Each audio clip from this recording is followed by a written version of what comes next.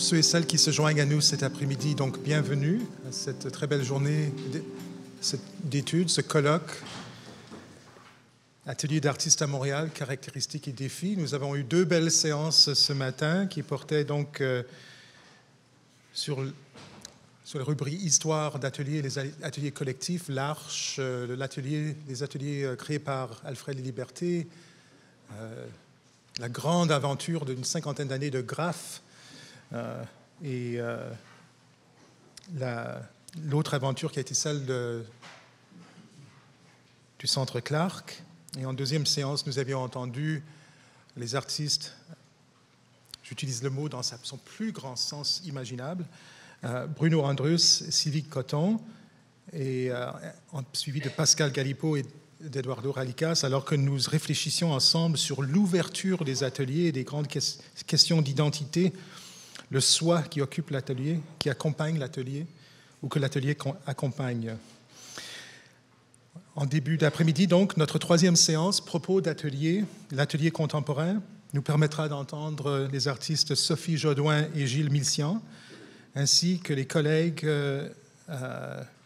Anne-Marie Ninax, professeure à l'UQAM, et artiste et professeur Alain Paiement. Je les présenterai à tour de rôle. Nous les entendrons l'une après l'autre, et à la fin de la séance, nous réserverons un peu de temps pour des questions. Et ensuite, je crois, après... Non, nous allons directement ensuite... Non, il y a une pause, c'est ça, après cette 3e séance. Et nous passerons à 15h à une table ronde qu'animera mon collègue Laurier Lacroix.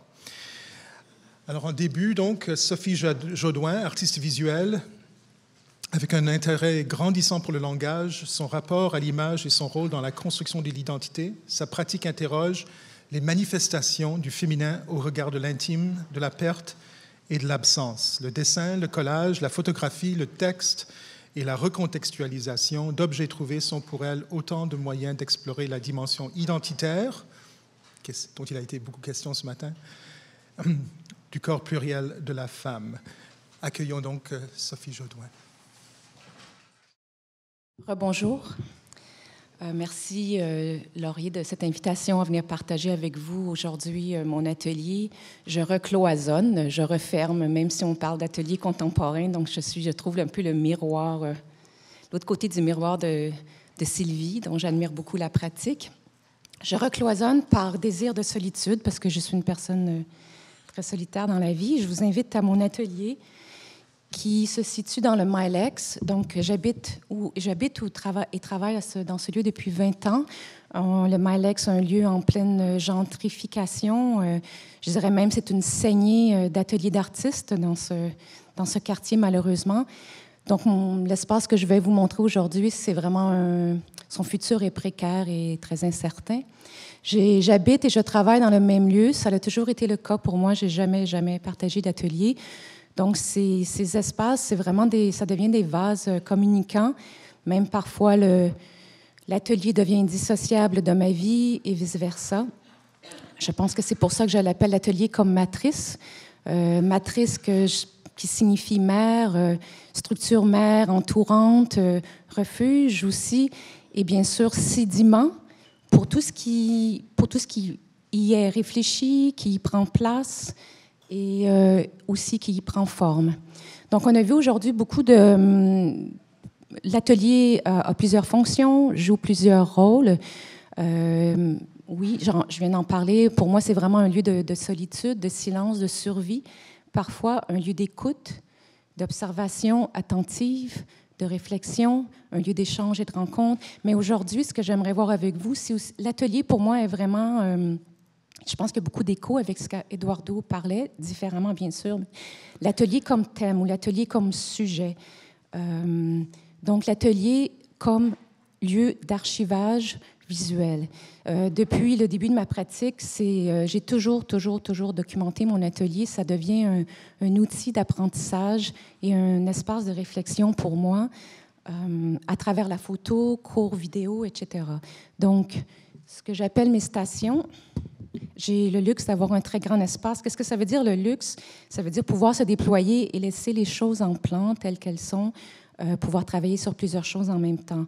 Donc, mes stations que je peux réorganiser, mes dessus de table. Quand je parle de documentation, c'est presque comme un journal personnel qui relève à la fois de la création, de l'observation et bien sûr du témoignage, d'une pratique et d'un processus artistique à travers le temps. Donc, tout est enregistré presque quotidiennement, autant macro que micro de l'atelier. Et ça devient, ça l'engendre même des œuvres parfois. Donc, les dessus de table, je ne vais peut-être pas montrer ça de manière chronologique nécessairement, les tables qui sont dédiées à différents médiums, le texte, le langage, le collage, le dessin. Bien sûr, ce sont des surfaces en mouvance constante où se passe plein d'accidents, plein de hasards. Et quand je parlais d'écoute attentive, c'est là que ça se passe. C'est vraiment des lieux d'observation auxquels je retourne et je revisite fréquemment. Les meubles où s'accumulent les œuvres, s'amoncellent ces travaux, je dirais, en agencement ou en composition non préméditée. Et se passe beaucoup de choses au niveau des correspondances et des associations et qui me nourrissent beaucoup pour souvent des œuvres d'exposition, des compositions dans l'espace éventuelles. Quand je parle d'archives de l'atelier, il y a toutes sortes d'archives, il y a plein de sous-archives, ça, c'en est une autre, les références visuelles, les murs, les tableaux que j'appellerais à travers le temps. Donc, les autoportraits de l'artiste à travers les références visuelles, les inspirations. Autoportrait, oui, parce que ça représente parfois diverses époques, différents intérêts.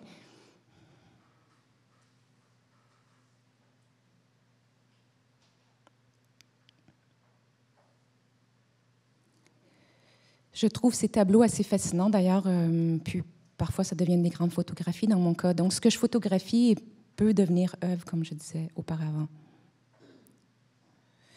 Bien sûr, peut-être le corpus le plus robuste de cette archive visuelle est le travail en cours, toutes ces étapes, ces transformations qui, présentement, peut-être pour un corpus, je montre une photographie, mais bien sûr, il y en a plusieurs à travers les mois. Pourquoi c'est important pour moi? Parce qu'il y a beaucoup d'œuvres qui ne sont jamais montrées, qui sont simplement rangées dans les tiroirs, je dirais à au moins 90 %. Donc, un inventaire qui se construit, qui devient invisible. Beaucoup d'œuvres qui sont détruites ou qui sont retravaillées. Donc, cette banque d'images devient source de référence sur mon propre travail.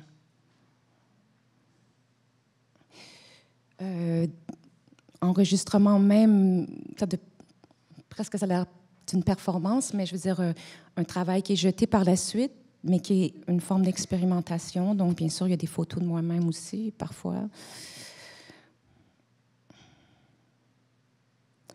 Ces murs, très importants pour moi, ces compositions d'œuvres que je fais fréquemment, donc ces murs qui se composent et se décomposent, qui sont parfois présentés comme tels dans des lieux publics. Mais c'est vraiment des espaces d'écriture visuelle pour moi. Donc, cette écriture que je ne pratique pas dans des journaux, elle est enregistrée à travers cette documentation. Bien sûr, il y a aussi l'enregistrement le travail préparatoire pour des expositions qui débordent parfois même l'espace d'atelier. Donc, je vis dans un espace industriel. Donc, tout est bon pour lieu d'essai. Les couloirs, les monts de charge, le toit de l'édifice, la réflexion quant à la présentation, les modus operandi des scénographies sont enregistrés aussi. Une autre forme de sous-archive est les maquettes qui sont faites et défaites, mais qui sont beaucoup photographiées en micro. Donc, ça devient toute une autre forme d'univers.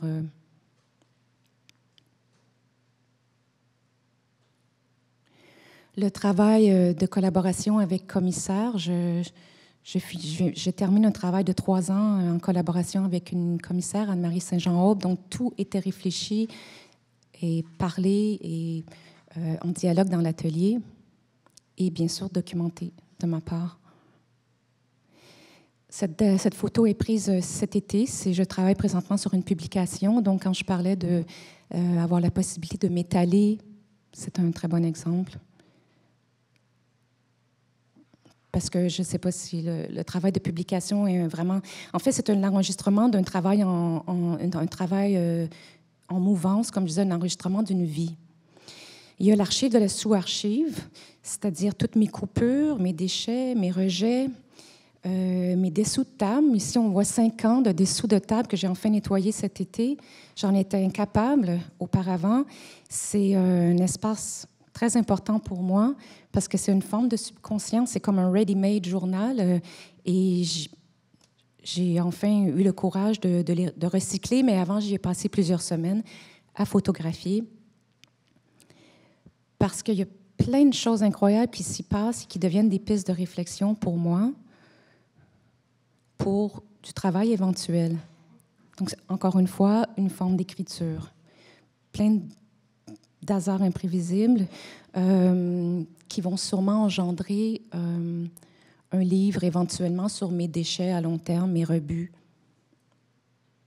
Un projet photographique, en fait.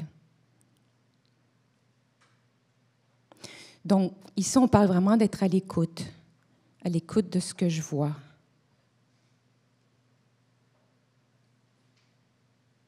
Ça, c'est mes déchets que ça ne veut pas dire parce que j'ai nettoyé que je peux les jeter, donc je les mets dans des sacs. C'est une forme de déni. Ils sont dans mon entreposage, puis je verrai ce que je ferai avec. J'ai plusieurs années de sacs de déchets. Et ici, le dernier projet dont je veux parler, qui est un rêve que je chérissais depuis très, très longtemps. Donc, l'atelier dans l'atelier, le studio, parce que Sylvie en a parlé, c'est un mot aussi que j'utilise beaucoup. Dans ce cas-ci, donc, un espace que j'appelle tour à tour laboratoire, chambre à soi, room of my own, on l'a entendu au moins 3 fois aujourd'hui, ça, que j'appelle aussi journal, encore une fois, tempête de neige. C'est pas mon cube blanc de l'art contemporain, on m'avait un petit peu mentionné que tu as créé mon cube, mais c'est vraiment pas ça. Donc, c'est un espace de réflexion. C'est un journal en 3 dimensions. J'avais besoin de me couper du monde de l'art, de ses refus. J'avais besoin d'avoir aucune pression extérieure. Donc, j'avais besoin de créer ce lieu clos, telle une forme de cellule, où je l'ai créé en 2015. Et j'y ai travaillé au moins pendant 2-3 ans en documentant tout ce qui s'y passait. Donc, tout ce qui est là est généralement œuvre éphémère. Donc, ils ne peuvent être vus qu'à travers leur enregistrement. Pendant 2 ans, l'exercice, une petite anecdote, ici, l'exercice était de sortir de l'atelier, de trouver quelque chose qui pouvait stimuler une forme d'expérimentation, le rapporter à l'atelier, de créer une installation ou une forme d'écriture visuelle dans un délai de 24 heures à 48 heures. C'est ce qu'on voit en général. Donc, ces choses sont démontées, jetées très souvent.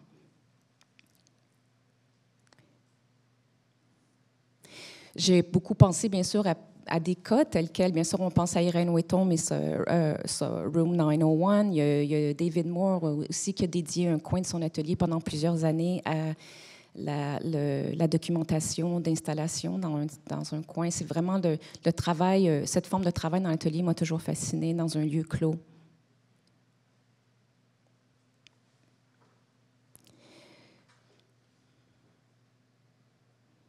L'autoportrait de tous mes vêtements noirs. Donc, une trame musicale. Donc, c'est vraiment aussi... Quand je parle de journal, tout ce qui s'y fait est une forme d'écriture. Bien sûr, aussi, ça devient le chantier de gros projets d'envergure sur plusieurs mois où j'ai besoin de cette concentration très particulière qu'offre un tel lieu fermé sur soi-même. Donc, c'est presque aller dans un cloître où il y a une forme de vie assez monastique qui s'y passe, même si j'ai tout le chaos de l'atelier à l'extérieur de cet espace.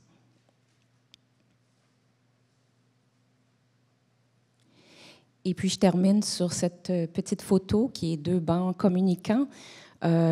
parce qu'après 4 ans de la création de cet espace, je sens le besoin, mais il était là au départ, mais je ne pouvais pas le faire tout de suite.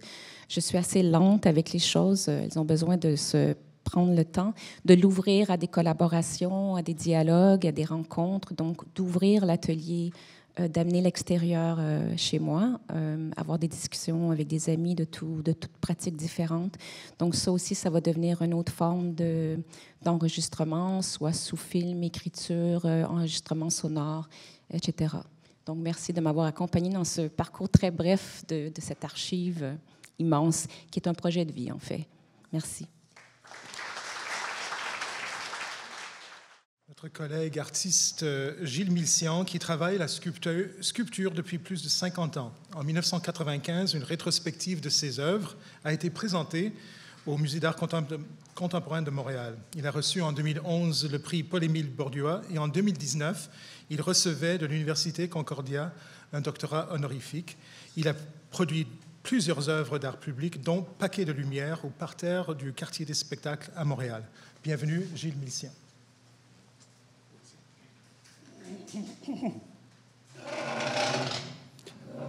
D'abord, je veux remercier Laurier de m'avoir sorti de mon atelier et me permettre d'y entrer par une autre porte. Donc, je dis que l'atelier est un lieu où on ne sait pas quoi faire et c'est ce qui rend l'œuvre possible. On peut bien se rendre à l'atelier attelé de désir et d'enthousiasme avec une idée qu'on croit tenir de génie, mais cette bonne idée risque de ne jamais pouvoir faire face aux occupations de l'atelier et au réel de ce contenu, qui place très vite l'artiste dans une position de vulnérabilité et lui font comprendre qu'à l'atelier, une idée est intéressante et stimulante dans la mesure où elle ne se réalisera pas. À l'atelier de sculpture, du moins, l'artiste n'obtiendra jamais ce qu'il désire, car les vraies décisions appartiennent plus au fracas des outils contre les matières ligneuses, rocheuses ou métalliques qui l'habitent qu'aux idées qui les ont motivées, mais aussi parce que les objets produits ne sont toujours que pur commencement et par là, trahison des espoirs et des attentes de ceux et celles qui s'y risquent. L'œuvre y est toujours à refaire. Chaque réalisation ouvre sur de nouvelles configurations, des orages, des paradoxes, ce qui fait que l'artiste se retrouve toujours en situation d'échec du construit. Cependant, il faut voir que c'est uniquement par cette situation d'échec du construit que l'artiste arrivera à sortir l'objet de son multiple présenté quelconque et que c'est en cela que l'échec de l'atelier est nécessaire et triomphant. C'est ce qui m'amène à dire que l'échec, c'est la vérité de l'atelier, sa lumière, sa force et sa souffrance. La réussite ne concerne ni l'atelier, ni l'œuvre, ni l'artiste. L'échec ouvre, la réussite ferme. La réussite témoigne de la connaissance, de l'actualité, du fini, du contemporain, de la conservation, tandis que le réel de l'atelier se fonde sur l'impasse du réel et sur le dépérissement du connu. C'est à ce paradigme d'échec que nos ateliers arrivent à se charger d'énergie invraisemblable et à maintenir nos œuvres raidies à la manière d'un dépassement plutôt qu'à celle d'un produit, avec la certitude que l'œuvre d'ouvrage ne doit pas témoigner de la réussite pour être de vérité et de grandeur. Pour l'artiste, l'atelier n'est pas un choix, mais plutôt l'affirmation de sa condition. Et pour s'en sortir sans trop de mal, il devra s'en tenir à ses croyances et n'y poser que des actes vrais, ceux qui échappent à son contrôle et à son savoir. C'est pourquoi l'artiste doit s'absenter du devenir de l'œuvre et s'en tenir à sa dextérité et à ses trucs. J'aime imaginer l'atelier sur le chemin qui ne mène nulle part d'Heidegger,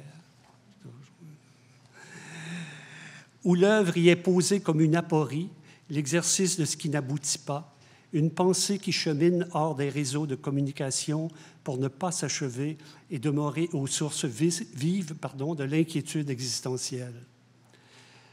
À l'atelier, les matières consistent avec les formes et les affects communautaires, le noyau de sa liberté. Je veux dire qu'en plus d'offrir de grandes capacités de transformation, l'atelier est aussi solidaire de la pensée et des idéologies qui animent le groupe humain qui l'entoure, même si celui-ci ne le soutient pas. Le génie de l'artiste, c'est la collectivité, le pays où il vit, nous dit Victor Lévy-Beaulieu. L'atelier s'y moule, c'est son ouvrage, et l'art, c'est l'atelier. Celui que je visite tous les jours depuis plus de 50 ans a été et est encore, comme il se doit, ouvert à toute l'actualité de l'art contemporain, mais pour moi, son ancrage est essentiellement territorial. Je prends au sérieux Zizek qui écrit « On est véritablement universel à la seule condition d'être radicalement singulier, logé dans les interstices des identités communautaires. » Mais chez nous, la singularité a du mal à se tenir parce que notre culture est d'affirmation difficile et notre histoire une drôle de bâtisse. Paul-Émile Borduas l'a fui et nommé Grande Noirceur, et l'on s'y est reconnu jusqu'aux plus hautes instances de notre Assemblée nationale. Lorsque j'ai commencé à faire de l'art, le consensus porté par les artistes établis était à l'effet qu'il fallait quitter le Québec pour tenir atelier et faire carrière, ce qui m'apparaissait inacceptable.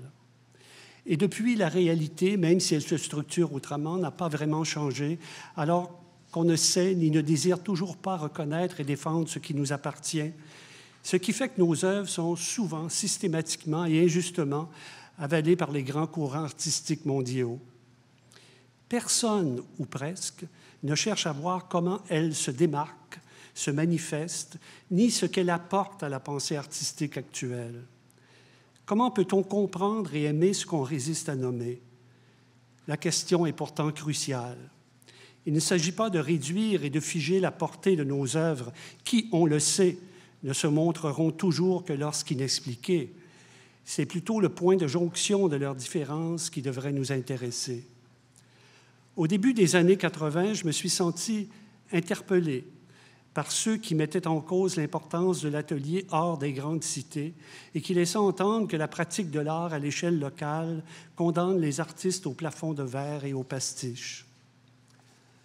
Stimulé par la pensée postmoderne, j'ai choisi de m'engager contre ces idées et décidé que mon atelier allait être exclusivement de Montréal, je veux dire tourné vers les capacités de sa culture. Et pour ce faire, j'ai compris qu'il fallait m'éloigner de tout concept générique de l'art et de celui des ateliers du grand autre et de leurs pratiques basées sur l'affirmation d'un modèle lourdement médiatisé autour de la réussite et qui, d'autre part, s'il me lançait d'impérieuses séductions, ne pouvait absolument pas répondre aux besoins de cette relation de proximité que je devais vivre et qui était la seule condition à l'exercice de mon art.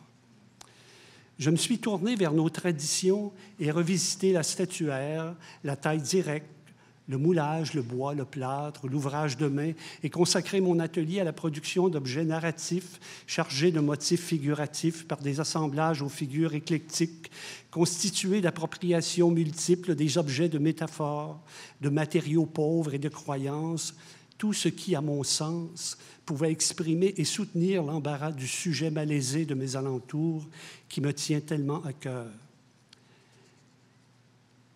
Mais pour aller plus loin ou pour en parler autrement, je vous en prie, entrez dans mon atelier et vous verrez bien ce que je veux dire. Il y a quand même une marche à laquelle il faut faire attention, mais regardez bien. Ici, pas de dessin, pas de maquette, pas de scénario, pas de vision, pas de rigueur. Je fabrique en direct des sculptures sans trop d'intention, ni planification, ni concept. Je fabrique des formes simplement motivées par l'attirance d'un défi de construction ou pour le plaisir et la curiosité des effets de taille que j'associe librement à des objets trouvés, du mobilier, d'incontournables et précieuses statues religieuses et d'autres objets utilitaires qui savent si bien danser avec le sujet. Toutes ces formes sont au fur et à mesure étalées sur le plancher, dans des coins, à des endroits qui les rendent juste assez visibles pour qu'elles puissent tenir leur effort d'évocation et m'apprendre et me dire à petite dose ce qu'elles sont et ce que je devrais y voir. Je les bouge, les déplace, les change d'angle, les assemble ou les cache. L'émotion n'a pas de position. Je ramasse à la graine des arguments, des motifs, des qu'en dira-t-on, et durant des mois, parfois des années, je me place dans la posture de je ne sais pas quoi faire, ce qui m'apparaît être la seule position tenable dans l'atelier de Montréal pour faire aboutir la sculpture.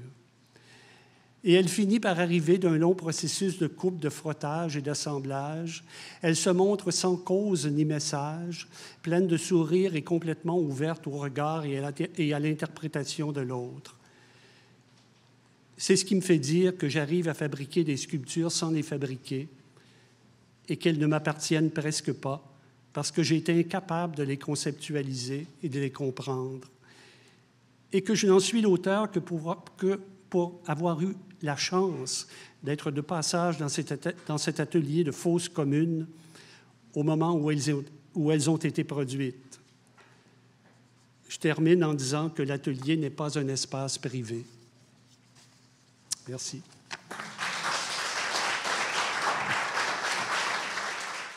Merci à Gilles Bialcine et je lui demande pardon d'avoir massacré son nom de famille en le présentant.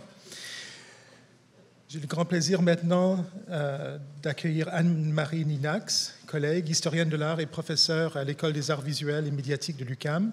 Ses recherches portent sur le processus de création comme lieu de transformation de soi, sur la réinscription de questions de nature subjectives dans les méthodes d'histoire de l'art. Elle a auparavant été conservatrice au Musée national des beaux-arts du Québec et au Musée d'art de Joliette. Elle a aussi agi comme commissaire de nombreuses expositions, notamment au Mois de la photo à Montréal 2011. Elle prépare un livre sur la vie artistique de David Milne à paraître aux presses de l'Université de Montréal. Bienvenue, Anne-Marie. Merci beaucoup, Laurier et Dominique, pour cette invitation à parler d'un bien beau sujet. Je n'ai en effet aucune idée de quoi aurait l'air mon approche de l'histoire de l'art si je n'avais jamais mis les pieds dans un atelier, tant cet espace a été important pour le développement de ma pratique de chercheuse. Je suis d'ailleurs toujours étonnée lorsqu'on projette sur moi une image d'intellectuelle théoricienne. C'est mon rôle à l'École des arts visuels, la théorie, tant je me sens au fin fond de mon moi pragmatiste une infatigable praticienne. En préparant cette présentation, il m'est revenu une anecdote qui m'avait frappée en lisant les Védoutés du critique d'art René Payan et que je rappelle d'abord de mémoire sans être retournée la vérifier. Payan vient visiter à son atelier un artiste avec lequel il a pris rendez-vous et c'est plutôt une œuvre mineure d'un compagnon de travail posée sur le rebord de la fenêtre qui retient son attention. Voici le passage réel que j'ai retrouvé dans un texte de 1986 intitulé « Étrange objet du regard ». Payan écrit « Il faudrait nécessairement commencer par une anecdote, c'est-à-dire quelque chose de privé. Vous dire le jour où, lors d'une visite d'atelier pour préparer un texte sur la production récente d'un jeune peintre, cette photo déposée presque négligemment sur le bord d'une fenêtre s'imprima d'une certaine façon dans ma mémoire et entraîna un vif désir d'être revue. Cette œuvre n'était cependant pas de l'artiste visité, mais d'un artiste ami partageant l'atelier et ce jour-là absent. Comment pouvoir trouver l'occasion de revoir cette image sans blesser l'autre artiste dont les tableaux devenaient tout à coup secondaires? Qu'y a-t-il donc de si essentiel pour moi dans cette situation très anecdotique pour qu'elle se soit imprimée dans ma mémoire? Lisant Védouté à une époque où on m'enseignait une histoire de l'art de bibliothèques et de musées, sûrement le fait que l'historien de l'art n'était tout à coup pas simplement un savant qui savait des choses et qui savait penser, mais quelqu'un qui savait sentir et réagir à ce qui se trouvait là devant lui. L'historien de l'art pouvait donc être quelqu'un de vivant, qui se laissait guider par ses appétits et qui faisait confiance à ses perceptions. En écrivant ceci, je réalise une chose qui me paraît soudain évidente. Payan travaillait comme un artiste. Il travaillait en créateur et c'est probablement ce que j'ai intimement reconnu dans cette situation, sans savoir le nommer, puisqu'il faudrait d'abord que je le découvre en moi-même. Les premiers signes de la puissance de l'atelier dans ma perception remontent à ma petite enfance. Mes parents, une enseignante et un comptable vivant en région, ont toujours eu dans leur entourage des amis dont le mode de vie différait du nôtre et me fascinait. Des amis ukrainiens, Ivan Anyusha, un artiste peintre paysagiste de Victoriaville qui parlait fort, Yves Ricard, et surtout la troupe entière du théâtre parmi nous. J'ai une sensation de divan en bas et peu guindé, d'objets en bois et en cuir et en céramique, pas grand-chose en plastique, tous objets signifiants pour eux, qui manifestaient ensemble un effet de savoir-vivre dans le sens à la fois très simple et profond du terme. Il y avait là du temps pour goûter et parler et vivre et dessiner sur le plancher si on voulait, et la jeune fille que j'étais s'y sentait à la fois intimidée, curieuse et bien. Il y a ensuite quelques années d'études au cégep en arts plastiques où je suis donc moi-même à l'atelier, mais jamais vraiment les deux pieds dedans. J'apprends comment faire, mais je n'ai encore aucune idée de quoi y faire et ça me taraude. Je ne sais pas par où commencer, je manque de direction et je me tourne donc vers la réflexion et l'histoire de l'art pour me faire une tête sur la question. Je suis pour un temps assistante à l'atelier de Sylvia Savdi. Je fais toutes sortes de petits gestes autour des œuvres. À l'université, c'est l'initiative de Gilles Lapointe à la Faculté des Arts, le module pour les plus vieux d'entre nous, qui refait le pont entre la position analytique de l'histoire de l'art et la vivance de l'atelier en nous faisant produire des textes sur nos collègues d'art plastique qui deviendront bientôt des amis. À la fin du bac, il y a aussi le travail sur un catalogue d'expositions, la perspective dans l'art contemporain, qui me demande d'aller rencontrer dans leur espace de travail Alain Paiement, allô Alain, Carole Ouegnaud, Roberto Pellegrinuzzi, Pierre Dorion, Melvin Charney, Pierre Grange et quelques autres. C'est une expérience très marquante pour moi. L'art ne se passe pas dans les livres, mais là, à côté de moi, à Montréal, dans ma vie, dans mon quartier. Vraiment très marquante, cette série de rencontres.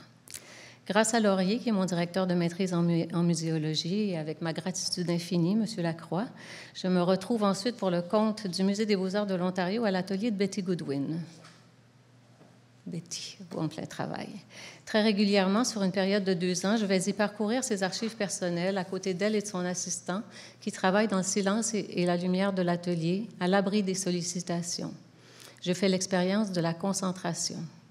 Quelques semaines après l'ouverture de l'exposition à Toronto, Betty m'invite à l'atelier et m'offre de choisir un dessin dans ses carnets de notes pour me remercier du travail que j'ai fait. Voilà ses carnets. Il y a de très, très belles photos de Jeffrey James de l'atelier de Betty, mais que je n'ai jamais été capable de retrouver.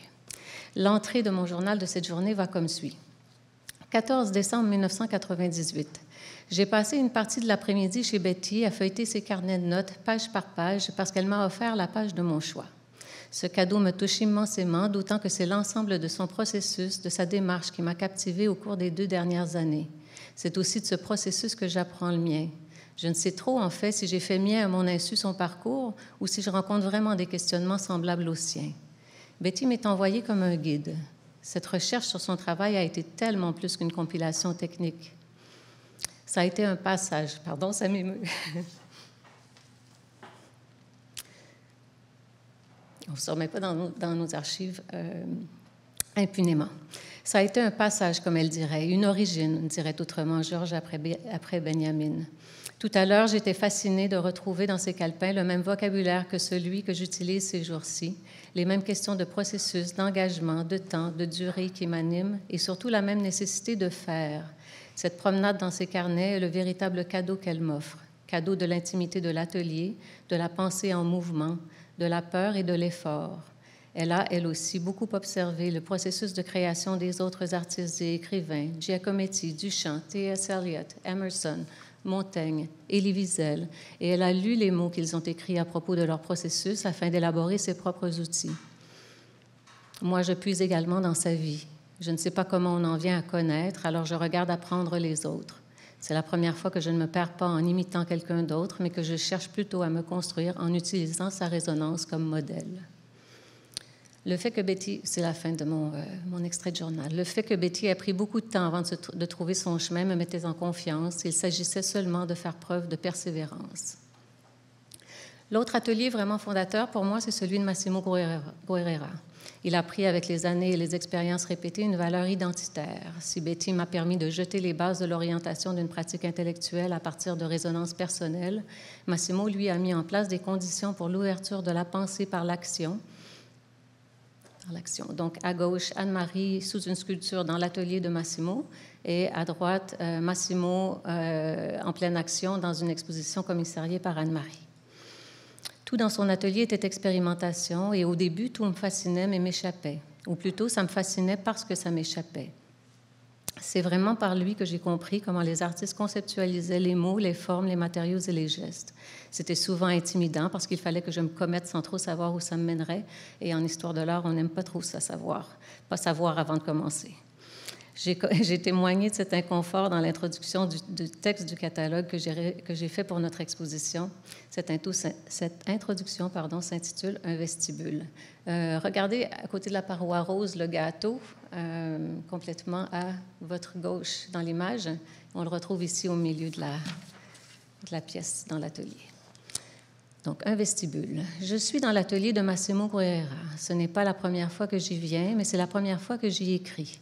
Aujourd'hui, j'y trouve un nouvel ami. C'est ainsi que j'ai pris l'habitude d'appeler ces étranges objets, ce qui m'évite de trop vite chercher à les définir et me permet de gagner un peu de temps pour y réfléchir, surtout devant Massimo, pour qui tout cela est si évident.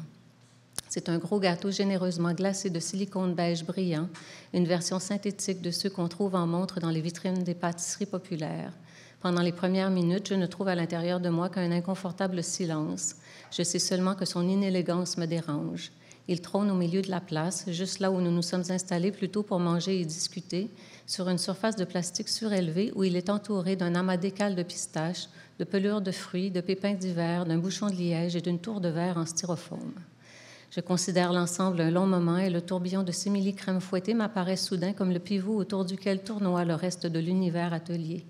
Je me demande maintenant ce qu'on pourrait en faire. Personne à ma connaissance ne l'a encore utilisé. Il ne fait que figurer sur les photographies les plus récentes que j'ai regardées avant que nous ne descendions à l'atelier. Il serait tentant de s'asseoir dessus comme sur un pouf.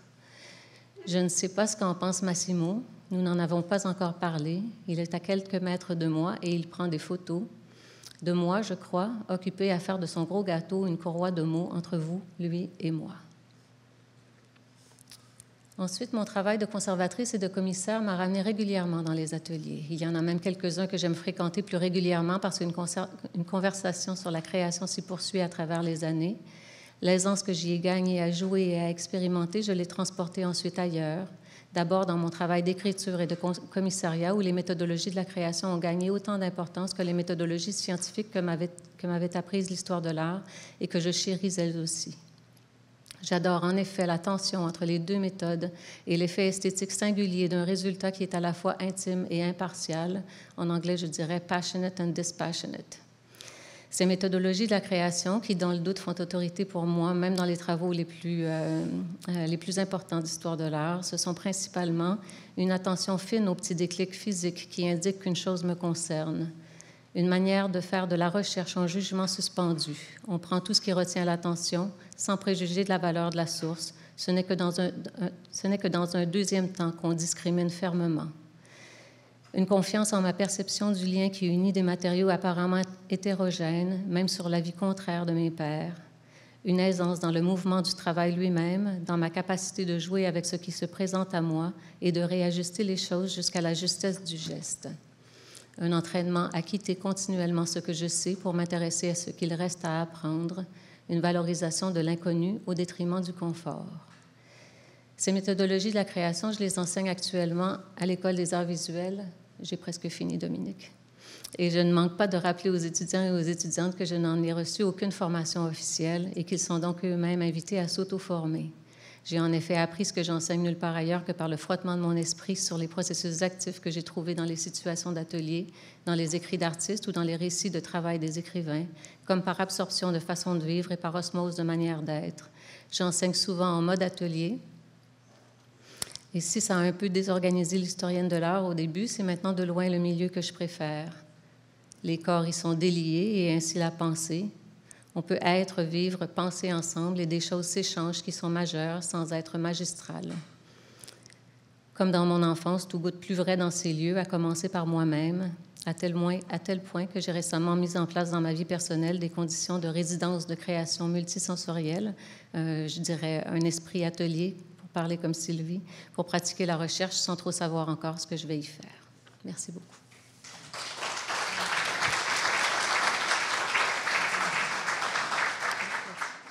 Alain Paiement est artiste et professeur, lui aussi, à l'Université du Québec à Montréal. Ses recherches l'ont amené à travailler plusieurs formes d'art visuel, entre peinture, photographie, sculpture et installation architecturale, avec des méthodes influencées par des sciences géographiques. Ses œuvres ont été présentées régulièrement dans plusieurs pays depuis le début des années 80.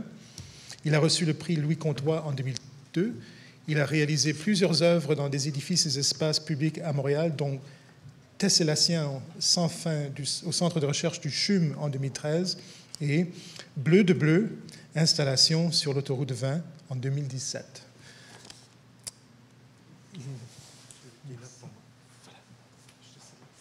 Bonjour.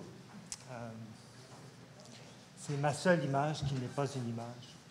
J'ai l'habitude d'être plus volubile en présence d'images. Et j'ai pas l'habitude... Pardon? Ah oui. Ça, c'est mon habitude de professeur sans micro. Oui, donc je disais, c'est bon?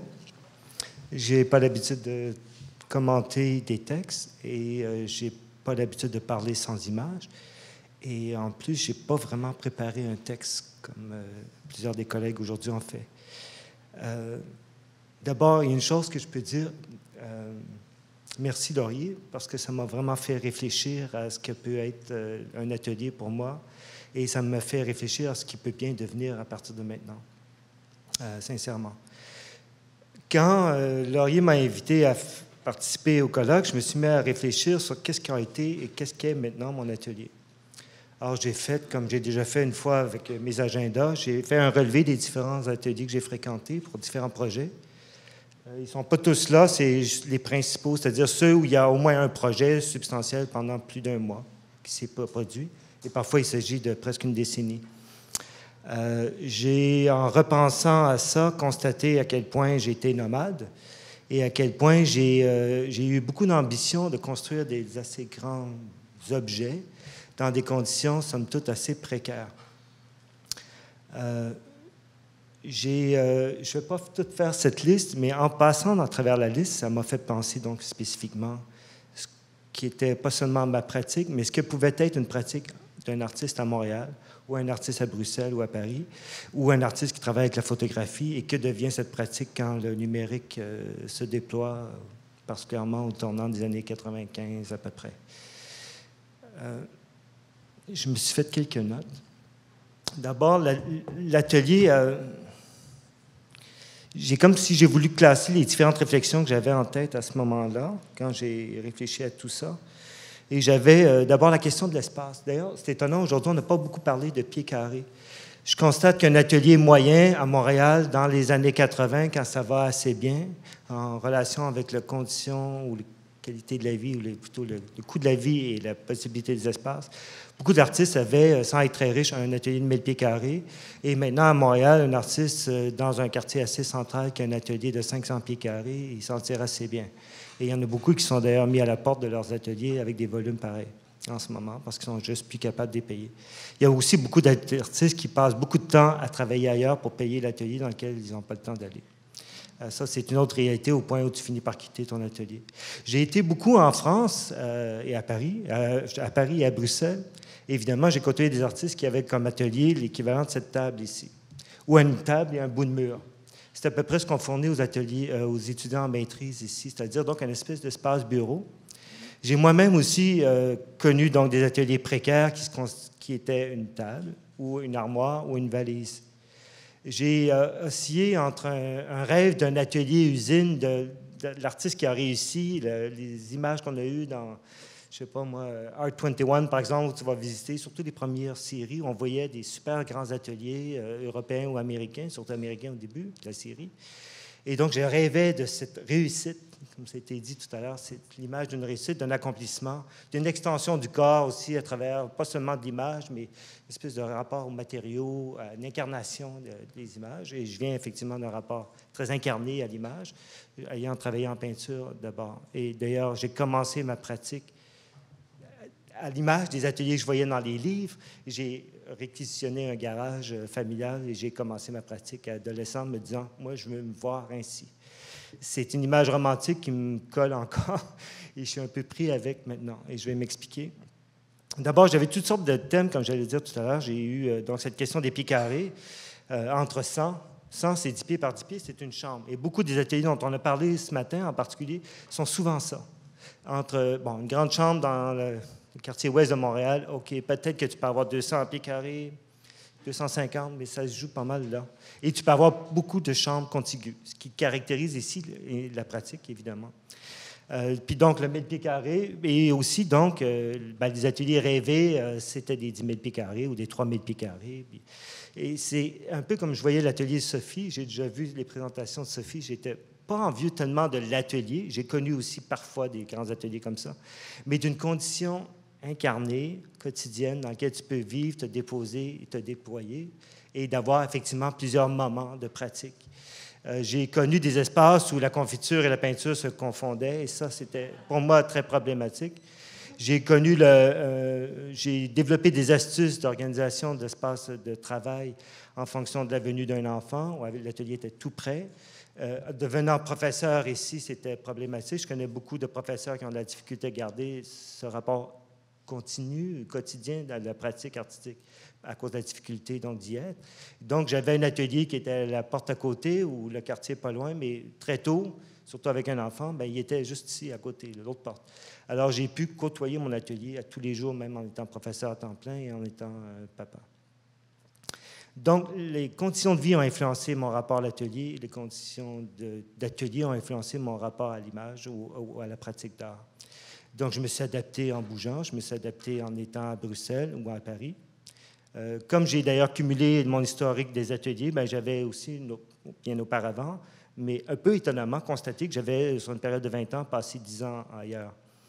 Et donc, ça veut dire, sur une période de 20 ans, j'ai été pas très solidement planté, tout en ayant des ateliers ou des sous-locations ou des ateliers utilisés en fonction de projets. Donc, j'ai eu un rapport, une expérience d'atelier par projet. Puis ça a commencé tôt comme ça, et ça caractérise encore ce que je fais maintenant. Alors, quand tu es dans ta tête et que tu cogites dans ton ordinateur, dans le cas de l'ordinateur, on va en parler tout à l'heure, mais quand tu commences déjà avec une table, des sketchs, des maquettes, tu t'arranges assez bien dans un 100 pieds carrés. Et puis, quand tu n'as pas le choix, de toute façon, c'est ça que tu fais. Et puis, quand tu as une occasion de te déployer, tu sors dehors très souvent dans des espaces en campagne, dans des granges. J'ai connu parfois des ateliers. J'ai eu mon plus bel atelier, le plus vaste atelier, j'avais 2 parachutes déployés. Je peignais sur des parachutes et c'était génial. Et puis, j'ai connu aussi des ateliers qui étaient une boîte dans un sac à dos et pendant plusieurs mois, et c'était aussi assez génial. Et quand j'ai un atelier en ce moment, j'ai un atelier fonctionnel de 650 pieds carrés, plus un entreposage de 300 pieds carrés à Bruxelles, problématique, et puis un autre entreposage de 400 pieds carrés à Montréal. Et ça va assez bien. Et si je dois cogiter, c'est vaste. Puis quand je veux me déployer pour construire, ça ne suffit pas. Puis au fond, je suis dans une espèce de paradoxe entre 2 rêves. C'est celui d'être totalement détaché, délesté de rapport physique à l'atelier et d'avoir une pratique pas post-studio, comme certains collègues ont voulu qualifier les pratiques qui étaient dérivées de l'art conceptuel, mais plus de post-ancrage ou comment je peux dire, une espèce de rapport à l'espace qui est défini par des outils, c'est sûr, mais aussi des manières de faire qui stabilisent. J'ai eu des problèmes avec ça aussi dans ma vie. Et en même temps, j'ai cherché ça pendant 30 ans. C'est ça mon paradoxe. Donc, j'ai eu des ateliers nomades, j'ai eu des ateliers laboratoires, des ateliers entreprises. J'ai connu l'atelier public. J'ai pas tellement aimé les portes ouvertes excessives, un peu comme Baie-Saint-Paul, par exemple. Je ne pourrais jamais, moi, c'est sûr. Par contre, ponctuellement, accueillir les gens, j'ai trouvé ça extraordinaire. J'ai des notes sur chacun de ces aspects-là. Les ateliers dématérialisés, je les ai connus de différentes façons. D'abord parce que j'ai travaillé sur l'image et que l'image s'est dématérialisée par le numérique, mais aussi parce que, et là j'ai connu l'atelier photographique que je dois définir d'une manière extrêmement diversifiée, parce que c'est un atelier qui, par définition, va là-bas chercher image. Bien sûr qu'on peut tout construire en studio. J'ai eu une pratique de l'image qui était de l'ordre du relevé, du rapport, d'aller saisir, d'aller rencontrer des espaces, des réalités dans le monde. Donc, ben oui, l'atelier, c'est grand comme le monde. Alors, j'ai connu cette idée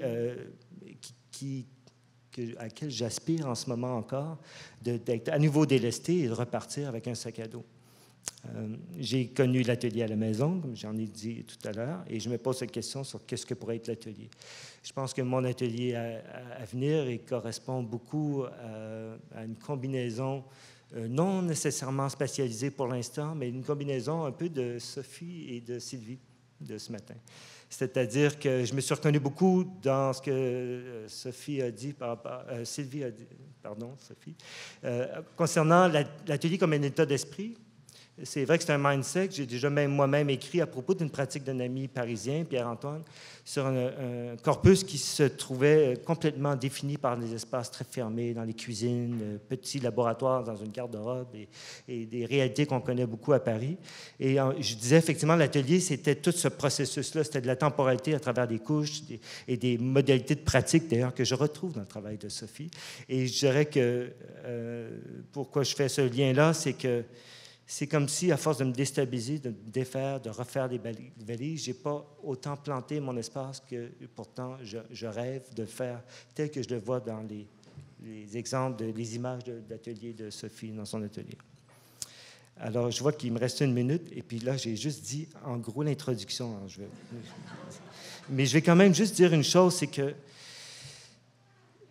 je me suis d'ailleurs souvent moqué de ça, des pratiques d'atelier où finalement, et c'est ce que je vis un peu, j'ai un assez bel atelier, j'ai reconstruit un rapport très romantique à l'atelier parce que j'ai reconstruit un espace avec vitrine, fenestration jusqu'au sol.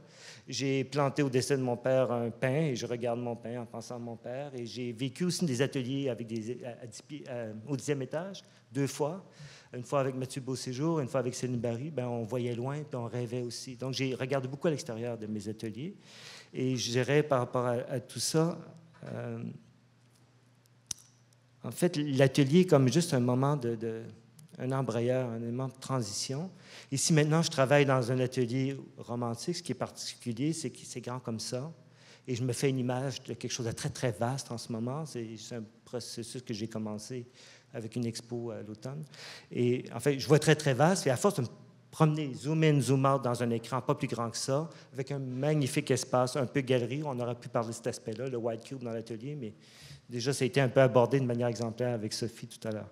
Mais ce que je voulais dire, c'est cette condition-là de balayage fait que, en tout cas, elle est contemporaine d'une pratique du all-over ou d'une étendue qui ne focus pas sur un objet.